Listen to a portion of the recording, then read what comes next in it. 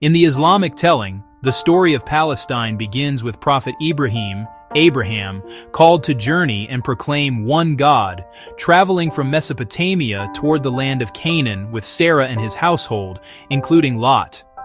He arrived as a sojourner among established Canaanite communities, moving through hills, olive groves, and ancient paths.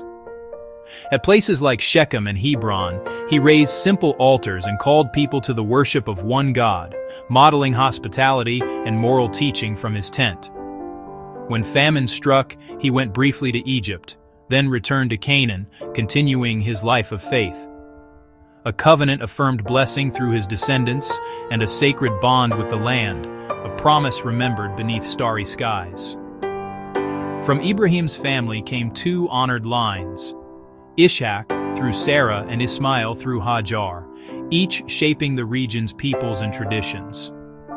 He forged treaties with local rulers, dug wells, and led a pastoral life grounded in justice and peace. Hebron gained special sanctity, linked to the ancestral tombs of Ibrahim's family and a living memory of devotion. Through his descendants, the land's sacred memory deepened. Families, flocks, and paths tracing faith across valleys and ridges. This foundation prepares the way for later chapters, Musa, the rise of kingdoms, and the empires that would shape Palestine's destiny. After the era of the judges, the tribe sought stability under a monarchy. King David, captured Jerusalem and made it political and spiritual capital around 1000 BCE. A sacred focal point emerged, Jerusalem as the heart. Solomon, ushered peace and grandeur, building the first temple, center of worship.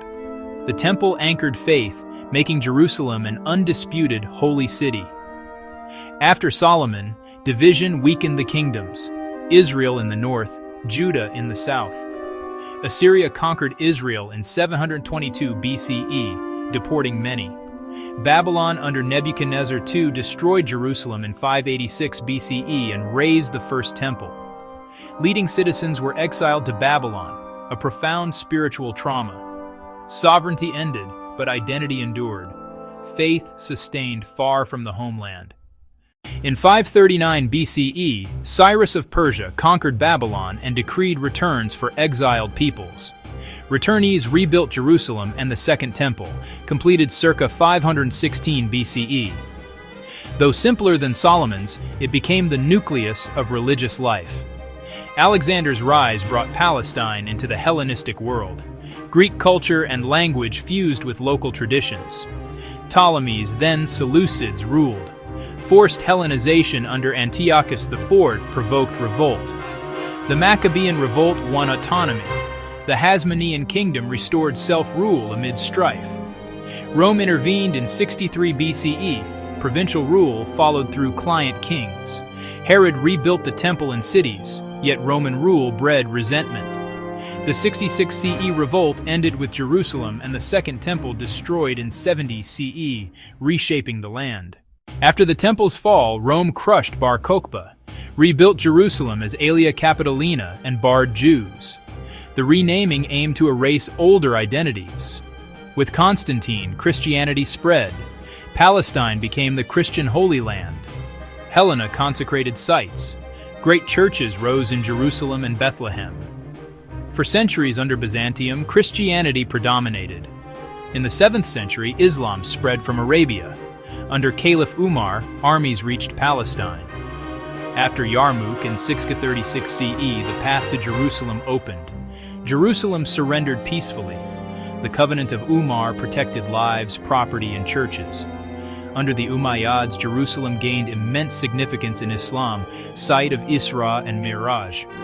Abd al-Malik raised the Dome of the Rock in 691 CE, enshrining a multi-faith sacred skyline. In 750 CE, the Abbasids moved the capital to Baghdad, making Palestine a peripheral province.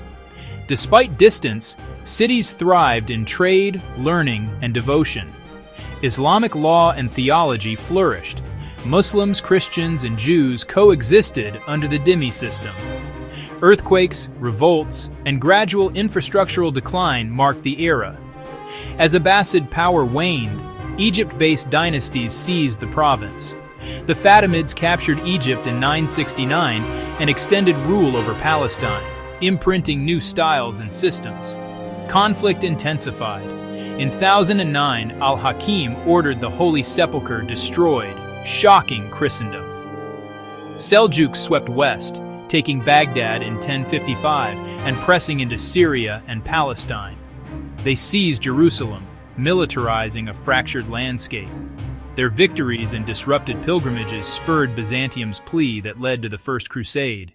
In 1095, Pope Urban II turned a call for aid into a holy war, urging Europe to reclaim Jerusalem. After a grueling campaign, the Crusaders reached Jerusalem in June 1099. The Fatimids held the city. The besiegers pressed on with towers and assaults. On July 15th, the northern walls fell. Crusaders poured into Jerusalem. A horrific massacre followed, searing itself into regional memory. They made Jerusalem the capital of a new Frankish state under Godfrey. Frankish lords ruled. Al-Aqsa became a palace and Templar seat.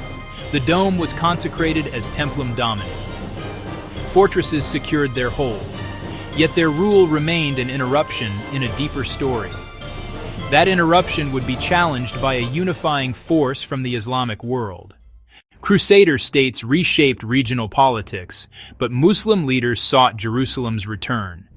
Zangi and Nur al-Din began unifying Syria to resist the Franks.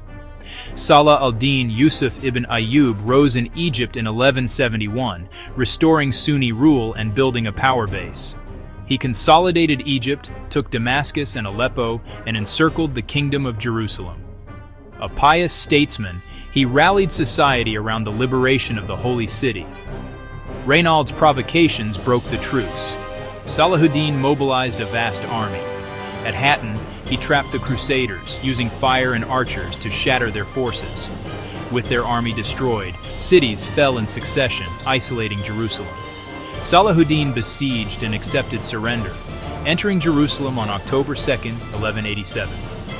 He spared civilians, restored Muslim sanctuaries, and purified Al-Aqsa with rosewater.